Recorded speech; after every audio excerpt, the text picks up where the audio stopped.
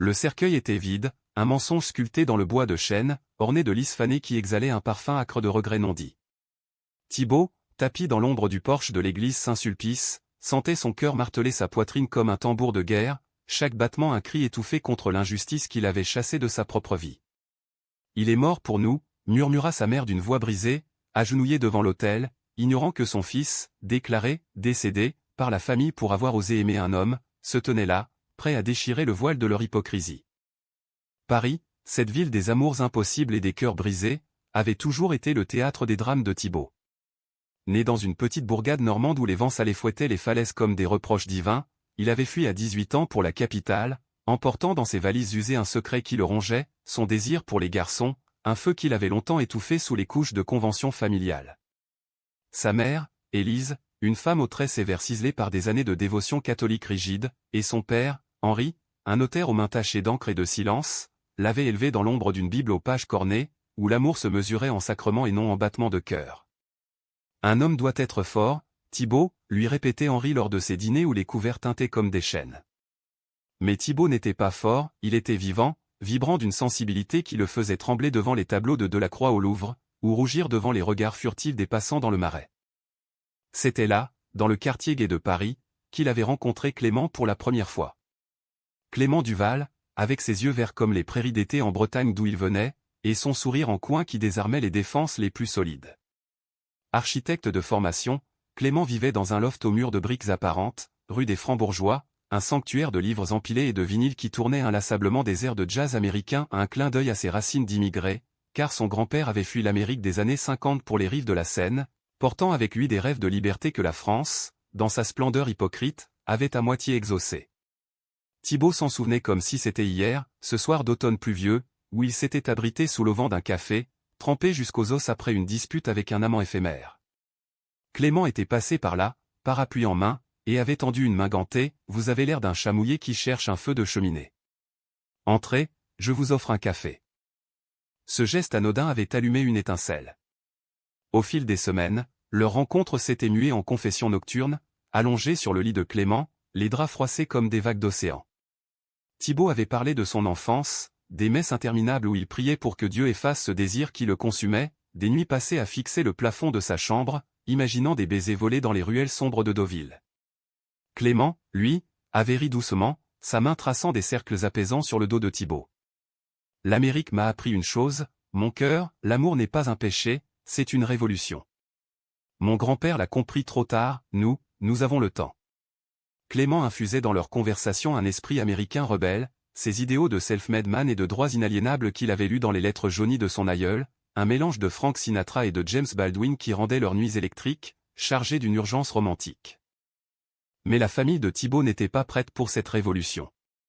Quand il avait enfin osé, lors d'un Noël familial glacial dans la maison normande au volet vert, avouer son amour pour Clément, « Je l'aime, papa, maman. Il est mon avenir », le silence qui avait suivi avait été plus assourdissant qu'un coup de tonnerre. Élise avait pâli, sa croix en or se balançant comme un pendule de jugement. Henri s'était levé, les poings serrés, « Tu n'es plus mon fils. Tu es mort pour nous. » Ces mots, prononcés avec la froideur d'un verdict notarié, avaient fracassé Thibaut. Il l'avait chassé cette nuit-là, sous la neige qui tombait comme des larmes gelées, avec pour seul bagage un sac à dos et le numéro de téléphone de Clément gravé dans son âme.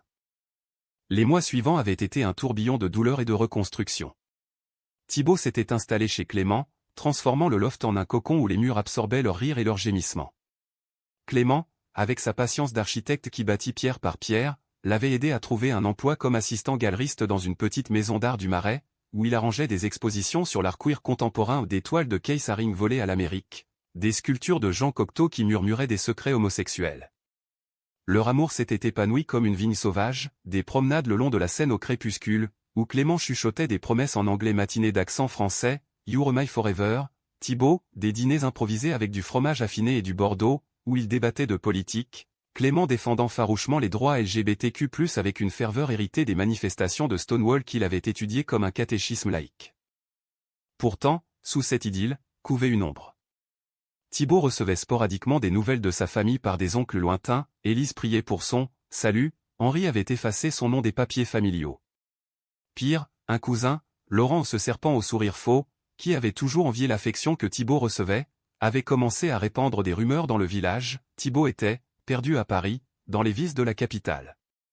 C'était Laurent qui, par une trahison mesquine, avait convaincu la famille d'organiser cette cérémonie funèbre symbolique, un rituel païen déguisé en messe, pour enterrer le fils rebelle. Thibaut l'avait appris par une lettre anonyme glissée sous la porte du loft, une écriture tremblante: « Il te tue à nouveau, le 15 novembre, à Saint-Sulpice. Viens, ou ils gagneront. » Ce 15 novembre 2025, la date fatidique, Thibaut avait hésité. Clément, assis en tailleur sur le sol du loft, une tasse de thé fumante entre les mains, l'avait regardé avec ses yeux qui voyaient au-delà des peurs. « Va, mon amour. Affronte-les. Je serai là, à tes côtés. L'Amérique m'a appris que la liberté se gagne dans le feu des confrontations. » Thibaut avait hoché la tête, le ventre noué, et ils avaient pris le métro ensemble, main dans la main, ignorant les regards curieux des Parisiens blasés. Devant l'église, l'air était chargé d'humidité automnale, les cloches sonnant comme un glas personnel. Thibaut s'était arrêté au porche, observant la foule, sa mère en noir, voilée comme une veuve, son père droit comme un i, entouré de cousins hypocrites. Le prêtre, un vieil homme aux rides profondes, entamait l'oraison: « Nous pleurons un fils perdu dans les ténèbres du péché. » Thibaut sentit une nausée monter, mais Clément serra sa main: « Respire. Tu es vivant. » Et c'est alors que l'impulsion le frappa, un éclair de courage pur, forgé dans les nuits d'amour et de larmes. Il poussa la lourde porte de chêne, le grincement résonnant comme un défi lancé à l'éternité. Les têtes se tournèrent, un murmure collectif s'éleva. Élise leva les yeux, son visage se décomposant en un masque d'horreur et de joie refoulée.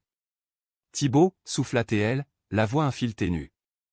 Il avança, Clément à ses côtés, chaque pas un claquement sur le dallage froid. « Je ne suis pas mort, maman. Je suis ici. Et je suis gai. » La nef entière sembla retenir son souffle. Henri se leva, blême, pointant un doigt accusateur: « Imposteur. Tu as choisi ton chemin de damnation. » Mais Thibaut, les larmes coulant librement, ignora la flèche empoisonnée. Il s'approcha du cercueil vide, y posa une main tremblante. « Ce n'est pas moi que vous enterrez aujourd'hui. C'est votre peur, votre haine. J'ai aimé, j'ai souffert, et j'ai survécu. Grâce à lui. » Il se tourna vers Clément, qui se tenait fier, un roc dans la tempête. Leur regard se croisa, un pont invisible d'amour pur, et pour un instant, le monde s'effaça. Pourtant, la trahison n'était pas finie. Laurent, tapi au fond de l'église, sortit son téléphone, filmant la scène en direct pour un compte TikTok anonyme, prêt à transformer ce moment de vérité en spectacle viral. Regardez le mort qui ressuscite, tapatait-il, un rictus aux lèvres. Thibaut ne le vit pas, il était trop occupé à affronter les yeux de sa mère, suppliant et brisé. « Pardonne-moi, mon fils, » murmura-t-elle enfin, s'effondrant à genoux. Mais le pardon, comme l'amour, n'était pas une ligne droite, c'était un labyrinthe parisien, plein de tours et de détours. Les échos de la porte claquant derrière eux résonnaient encore dans les oreilles de Thibaut alors qu'il quittait l'église, le soleil bas de novembre perçant les nuages comme une promesse timide. Clément serrait sa main avec une fermeté qui ancrait Thibaut dans le réel, loin du tourbillon d'émotions qui menaçait de l'engloutir. « Tu as été magistral, » murmura Clément, sa voix un baume chaud contre le froid mordant de l'air. Comme un héros de film noir américain, revenant d'entre les morts pour réclamer son dû. Thibaut rit, un son étranglé, mi-soulagement mi-incrédulité. « Et toi, mon fidèle sidekick, avec ton accent yankee qui rend tout plus épique. » Ils marchèrent le long du boulevard Saint-Germain, les feuilles mortes crissant sous leurs pas comme des applaudissements discrets. Paris, cette grande séductrice, semblait conspirer pour adoucir leur fuite. Un accordéoniste jouait « La vie en rose » à l'angle d'une rue, un couple de touristes riait devant une vitrine de la pâtisserie La Durée. Mais Thibaut ne pouvait chasser l'image de sa mère agenouillée, ses mains tendues comme des branches brisées. Elle a dit « Pardonne-moi, Clément. » Après tout ce temps. Est-ce que c'est réel? Ou juste le choc du moment? Clément s'arrêta, l'obligeant à le regarder. L'amour familial est comme un vieux vin, il fermente, il aigre, mais parfois, il mûrit en quelque chose de doux. Donne-lui du temps. Et à toi aussi. Ce soir-là, de retour au loft, ils se levèrent sur le canapé usé, une bouteille de cognac entre eux, un rituel post-crise que Clément avait importé de ses lectures sur les whiskies du Kentucky, même si ici, c'était du français pur jus. Thibaut raconta tout, les détails qu'il avait eus pendant la marche, le regard de son père, dur comme le granit normand, les chuchotements des cousins, un mélange de pitié et de mépris, et Laurent, ce cousin qui avait toujours été le mouton noir jaloux, filant discrètement par une porte latérale. Il me hait depuis l'enfance, tu sais? Parce que j'étais le préféré, le fils prodigue avant même d'être prodigue. Clément hocha la tête, ses doigts entremêlés aux siens. La jalousie est le poison des faibles. Mais toi, tu es fort. Regarde ce que tu as bâti, nous. Leur nuit fut une célébration douce amère de la résurrection. Les corps s'entrelacèrent avec une urgence nouvelle, comme si chaque caresse effaçait une cicatrice invisible. Clément, avec sa peau parsemée de taches de rousseur comme des constellations privées, murmurait des mots d'amour en un mélange de français et d'anglais, « Tu es mon Paris, mon amour. Mon rêve américain réalisé ici, dans tes bras. » Thibaut se perdait en lui, sentant pour la première fois que l'amour n'était pas une fuite, mais un ancrage. Pourtant, au petit matin, quand le soleil filtra à travers les volets, une notification sur le téléphone de Clément brisa l'illusion, un lien viral, partagé par des milliers. L'homme gay ressuscité à son propre enterrement en scandale à Paris. Le direct de Laurent avait explosé sur les réseaux, transformant leur confrontation intime en un cirque médiatique. Thibaut sentit la bile monter. Il m'a trahi. Encore. Pour des likes, pour du buzz. Clément attrapa son téléphone, le posa de côté. Ne laisse pas ça te définir. C'est leur poison, pas le nôtre.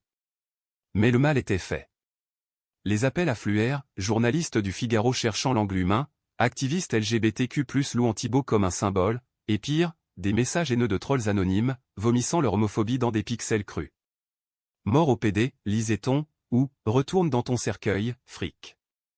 Clément organisa une contre-attaque, un post sur Instagram, une photo de deux enlacés devant la scène, avec une légende simple, vivant. Aimant. Libre. Love wins France. Ça marcha, en partie, les soutiens affluèrent, des messages de jeunes gays de province qui se sentaient moins seuls. Pourtant, le vrai conflit couvait ailleurs. Quelques jours plus tard, une lettre arriva au pas par courrier anonyme cette fois, mais cachetée du sceau familial, l'écriture d'Élise, fine et élégante. Mon fils, pardonne cette folie. Ton père est brisé, mais il refuse de l'admettre. Viens dîner dimanche. Seul. Thibaut hésita, le papier tremblant dans sa main. Clément, lisant par-dessus son épaule, fronça les sourcils. Une embuscade? Ou une chance? Ils en débattirent des heures, Clément arguant avec son pragmatisme américain, dans les films de Capra, la famille se réconcilie autour d'une dinde. Ici, ce sera du coq au vin. Mais vas-y, Thibaut. Pour toi. Le dimanche, Thibaut prit le train pour la Normandie, le paysage défilait comme un film en accéléré, champs dorés, falaises grises, l'océan en toile de fond menaçante. La maison familiale, avec ses volets verts écaillés, semblait inchangée, un musée de souvenirs figés. Élise l'accueillit sur le seuil, les yeux rougis, un tablier noué autour de la taille. « Tu as grandi, mon garçon. » Le dîner fut tendu, Henri assis en bout de table, silencieux, découpant le rôti avec une précision chirurgicale. Laurent était là, bien sûr, invité, pour la famille, son sourire huileux masquant la trahison. « Cousin, quel spectacle à l'église. Tu es une star maintenant. » Thibaut ignora la pique, se concentrant sur sa mère. « Pourquoi ce cercueil, maman? Pourquoi me tuer symboliquement? » Élise baissa les yeux, des larmes perlant. C'était pour clore le chapitre. Ton père. Il ne supportait pas l'idée. La paroisse, les voisins. Nous avons prié pour ton âme. Henri explosa enfin, ton âme? C'est une abomination. La Bible est claire. La table vibra sous le choc de son poing. Thibaut se leva, la voix ferme, la Bible parle d'amour, papa. Pas de haine. J'aime Clément comme tu aimais maman autrefois. Est-ce un crime? Le silence s'abattit, lourd comme la brume normande. Laurent ricana doucement, mais Élise posa une main sur le bras d'Henri. Assez. Il est notre sang. Cette nuit-là, dans sa chambre d'enfant, Thibaut ne dormit pas. Les murs, tapissés de posters jaunis de footballeurs, semblaient l'étouffer. Au matin, une confrontation finale, Henri, dans le jardin, face à la mère, tu m'as déshonoré, fiston. Thibaut, le cœur serré, répondit, non, papa. C'est toi qui m'as renié. Mais je ne te hais pas. Je te plains. Il partit sans un regard en arrière, le train le ramenant à Paris comme un exil inversé. De retour au loft, Clément l'attendait avec un dîner improvisé, steak frites, clin d'œil à l'Amérique qu'il chérissait. Raconte. Thibaut s'effondra dans ses bras, les mots coulant comme un torrent. Leur étreinte fut passionnée, un rempart contre la tempête familiale. Mais au milieu de la nuit, un appel, Élise, en larmes. Ton père a fait une crise cardiaque. Viens. Le conflit atteignait son apogée, forçant Thibaut à choisir entre pardon et préservation. L'hôpital de Deauville sentait le désinfectant et les regrets rances, un corridor blanc où les néons clignotaient comme des étoiles mourantes. Thibaut arriva au petit matin, Clément à ses côtés malgré ses protestations, « Je ne te laisse pas affronter ça seul, mon amour. C'est notre combat maintenant. » Élise les attendait dans la salle d'attente, le visage ravagé par l'insomnie, une croix serrée dans le poing.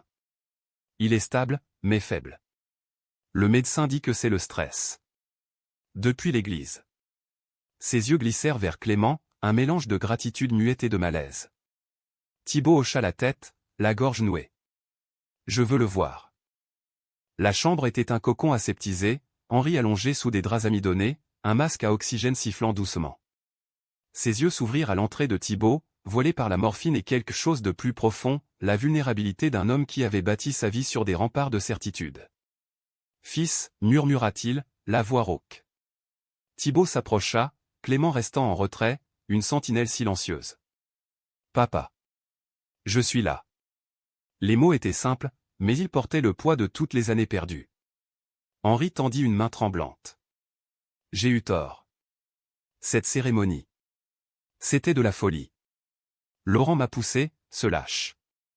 Il voulait l'héritage, tu sais? Me monter contre toi. » La révélation frappa Thibaut comme une gifle.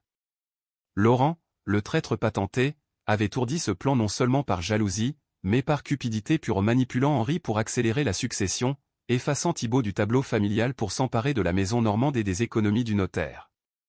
Il a envoyé cette lettre anonyme, avoua Henri, les larmes coulant enfin. Pour te piéger, te faire venir et te humilier publiquement. Mais tu es venu quand même. Mon brave garçon. Thibaut sentit une fissure dans son cœur se refermer, minuscule mais réelle. J'ai Clément. Il m'a donné la force. Henri tourna les yeux vers l'architecte, qui s'avança. Merci, monsieur Duval. D'avoir pris soin de mon fils. Ce fut le premier pont jeté. Élise, entrant avec un plateau de café tiède, observa la scène avec un espoir fragile. Restés pour le déjeuner, tous les deux. Comme une famille. Clément accepta avec son charisme habituel, transformant le repas hospitalier en un moment presque normal, anecdotes sur Paris, rire forcé sur les caprices du temps normand. Mais sous la surface, les courants étaient tumultueux. Laurent appela plus tard, sa voix sirupeuse, « Cousin, j'apprends pour oncle Henri. Je viens tout de suite. » Thibaut raccrocha, furieux. Pas question. Il paiera pour ça. Les jours suivants furent un balai délicat de réconciliation partielle. Thibaut et Clément firent des allers-retours entre Paris et Deauville, le TGV devenant leur vaisseau pour naviguer entre deux mondes. À l'hôpital, Henri s'ouvrait peu à peu, des histoires d'enfance qu'il n'avait jamais partagées, comme cette fois où, jeune notaire, il avait défendu un voisin homosexuel accusé de scandale dans les années 70, un acte de bravoure qu'il avait enterré sous des couches de conformisme. « J'avais peur pour toi, Thibaut. Peur que le monde te brise comme il l'a brisé. » Clément écoutait, fasciné, injectant des références à des figures queer américaines, comme Harvey Milk, qui a lutté contre la peur pour changer l'histoire, et Henri, surpris, hochait la tête. Peut-être que l'Amérique a raison, parfois. La liberté avant tout. Mais la trahison de Laurent culmina lors d'une visite surprise. Il débarqua à l'hôpital, fleur en main, un sourire de requin. Famille unie dans la maladie. Élise, naïve, le serra dans ses bras, mais Thibaut le confronta dans le couloir. C'est fini, Laurent. Les vidéos, les manipulations, je sais tout. Et papa aussi. Laurent blêmit, puis ricana, preuve. Tu es juste le PD de la famille, personne ne te croira. Clément intervint, calmement mais fermement, erreur. J'ai les logs de ton compte TikTok. Et un avocat prêt à transformer ça en diffamation. Laurent s'effondra, balbutiant des excuses larmoyantes, c'était pour l'argent. La maison. J'étais désespéré. Thibaut, le cœur lourd, ne le frappa pas l'amour, même envers un traître, retenait sa main. Pars. Et ne reviens pas. La crise cardiaque d'Henri devint, paradoxalement, le catalyseur d'une guérison. Déchargé après une semaine, il rentra à la maison normande avec Élise, mais invita Thibaut et Clément pour un vrai dîner, sans prêtre ni jugement. Ce fut magique, table dressée avec des fruits de mer frais, Henri levant son verre à la vie. Et à l'amour, quel qu'il soit. Clément, ému, répondit en anglais, To New Beginning. Leur nuit, dans la chambre d'amis, fut tendre, les vagues de l'océan berçant leurs murmures. Thibaut se réveilla avec un message de son patron galeriste, ton histoire fait le buzz positif. Exposition solo sur le coming out? La vie, cette grande dramaturge, tissait des fils inattendus. Pourtant, le romantisme n'effaçait pas les cicatrices. Une nuit, alors que la pluie martelait les vitres du loft parisien, Thibaut confia à Clément ses doutes les plus sombres. Et si c'est temporaire? Si papa rechute dans sa foi rigide? Clément l'embrassa, profondément. L'amour n'est pas parfait, Thibaut. C'est comme un building new-yorkais, il vacille, mais il tient. Nous tiendrons. Leur passion s'enflamma, un feu lent et profond, explorant les contours de leur corps comme une carte au trésor. Clément, avec sa douceur américaine, ses baisers traînants inspirés des films de Woody Allen, fit fondre les dernières résistances de Thibaut, qui s'abandonna, murmurant « Je t'aime ». Pour toujours. Le climax approchait sous une forme inattendue, une interview collective proposée par un journal queer, France Inter. Thibaut, Clément, Élise et Henri, un quatuor improbable. Lors de l'enregistrement, les voix tremblèrent, Élise avouant sa honte, Henri son évolution, Thibaut son chemin de pardon. Clément conclut, c'est une histoire française, mais avec un esprit américain, résilience et cœur grand ouvert. L'émission devint virale, transformant la trahison en témoignage humaniste. Hiver s'installait sur Paris comme un manteau de velours gris, les lumières de Noël scintillant le long des Champs-Élysées en une parodie de joie familiale. Thibaut et Clément, enlacés sous un plaid dans le loft, regardaient la ville par la fenêtre, un vin chaud fumant entre eux. L'interview avait tout changé, les messages affluaient, des milliers de voix anonymes remerciant Thibaut pour son courage, des associations LGBTQ+ l'invitant à des panels. Tu es un phare maintenant, dit Clément, embrassant son épaule. Mais Thibaut, pragmatique, secoua la tête, un phare qui a failli s'éteindre. Sans toi, je n'aurais pas osé l'église. Leur relation, forgée dans le feu de la crise, s'approfondissait en un romantisme mature, teinté de cette mélancolie française qui fait les grands amours. Des escapades à Montmartre, où ils grimpaient les escaliers enneigés pour un baiser au Sacré-Cœur, des soirées au cinéma Le Grand Rex, riant aux comédies romantiques américaines que Clément adorait, Casablanca, C'est nous, amour impossible qui triomphe quand même. Thibaut, influencé par cette énergie transatlantique, commença à écrire un journal intime qui deviendrait plus tard un blog, Résurrection Queer, où il dépeignait leur histoire avec une prose lyrique, évoquant les rues de Paris comme des veines d'un cœur battant pour l'égalité. Mais le passé n'était pas enterré. Laurent, banni mais rancunier, lança une contre-attaque sournoise, des rumeurs sur les réseaux, accusant Thibaut de « manipulation médiatique pour l'argent ». Un article anonyme dans un tabloïd de province le dépeignait comme un « fils ingrat profitant de la maladie de son père ». Henri, encore fragile, lut l'article et sombra dans une dépression silencieuse, refusant les visites. Élise appela Thibaut en pleurs, il dit que c'est ta faute. Que tu as sali le nom familial. Le conflit renaissait, plus insidieux, forçant Thibaut à un choix déchirant, ignorer, ou riposter. Clément, avec son flair américain pour les batailles publiques, proposa une stratégie, confrontation directe. Invitons Laurent à un débat filmé, modéré par un journaliste neutre. Pas de violence, juste vérité. Thibaut accepta, le ventre noué. L'événement eut lieu dans un café du Marais, une salle bondée de curieux et de caméras. Laurent arriva, suffisant, vêtu d'un costume trop serré. Cousin, tu joues les victimes maintenant, railla-t-il. Thibaut, calme, déroula les preuves, capture d'écran de ses messages, témoignage d'Henri enregistré. Ce n'était pas de la jalousie, Laurent. C'était de la cupidité. Tu as vendu notre douleur pour des clics. La salle murmura, Laurent s'empourprant. Puis, Clément intervint, sa voix posée, l'Amérique a ses scandales familiaux, comme dans Succession. Mais ici, en France, nous choisissons le pardon. Ou la justice. Laurent craqua, avouant tout dans un flot de larmes, dettes de jeu, peur de la pauvreté, manipulation d'Henri pour l'héritage. Je suis désolé, Thibaut. Tu étais toujours le Golden Boy. Le débat se conclut par une poignée de mains forcées, filmée et partagée, transformant la trahison en leçon d'humanité. Henri, regardant l'enregistrement depuis son lit normand, appela enfin « Fils, tu as raison. Viens avec Clément. On recommence à zéro. » Le printemps arriva, libérateur, avec ses cerisiers en fleurs le long de la Seine. Thibaut organisa une exposition dans sa galerie, Funérailles et Résurrection, des œuvres inspirées de leur saga aux toiles abstraites de cercueils vides saignant des couleurs arc-en-ciel, sculptures de mains enlacées brisant des chaînes.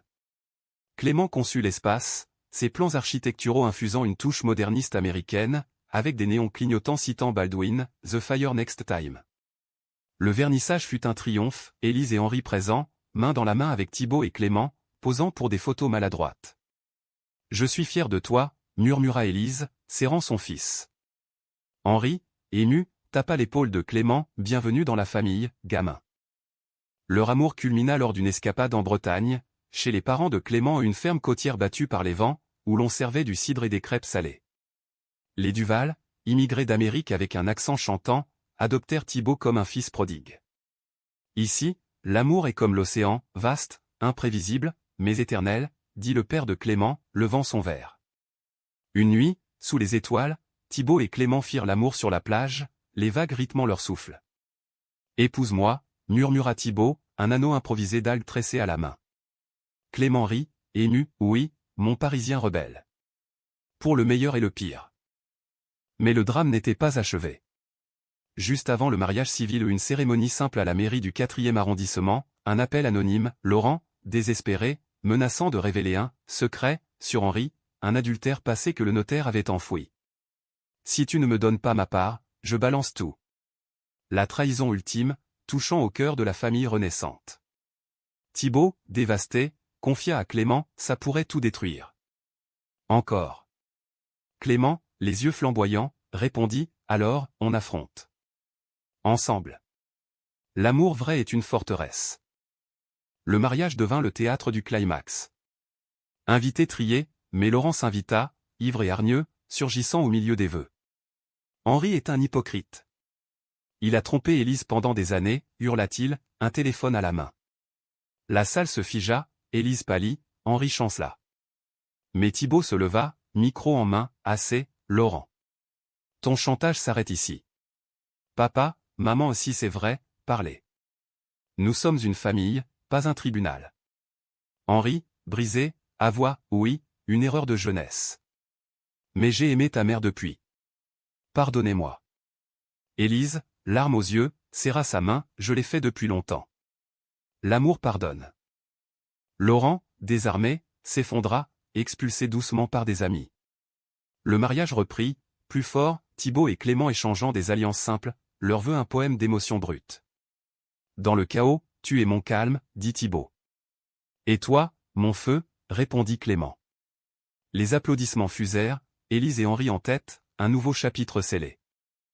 L'été 2026 enveloppa Paris d'une lumière dorée, transformant les toits en zinc en miroirs solaires. Thibaut et Clément, désormais mariés, s'installèrent dans une maisonnette au bord de la Marne, un havre d'intimité où les saules pleureurs bordaient l'eau comme des rideaux de velours. Leur lune de miel avait été un road trip inspiré des routes 66 américaines, de Paris à la Côte d'Azur en décapotable emprunté, s'arrêtant dans des villages perchés pour des nuits d'amour sous les étoiles provençales. C'est notre self-discovery tour, plaisantait Clément, sa main sur la cuisse de Thibaut pendant qu'il conduisait. La vie s'apaisa en un rythme humaniste, teinté de cette sagesse post-traumatique qui fait les âmes profondes. Thibaut lança son blog en livre, De la tombe à l'arc-en-ciel, un best-seller modeste qui toucha des milliers de jeunes LGBTQ+ en France et au-delà, avec une préface de Clément évoquant les luttes queer transatlantiques. L'amour n'est pas une ligne droite, écrivait-il, mais un océan, parfois orageux, toujours vital. Des conférences suivirent, Thibaut et Clément voyageant ensemble, de Lyon à Berlin, partageant leur histoire comme un flambeau passé de main en main. La famille, miraculeusement, se reforma. Henri, retraité, visita le nouveau foyer, apportant des outils pour bricoler un atelier d'écriture pour Thibaut, un geste maladroit mais sincère, imprégné de cet esprit pratique normand. J'apprends, fiston. Lentement, comme un vieux vinyle qui raie. Élise, plus ouverte, rejoignit un groupe de soutien parental pour familles queer, et envoya des colis de gâteaux maison, avec des notes, pour mes 2 gendres préférés.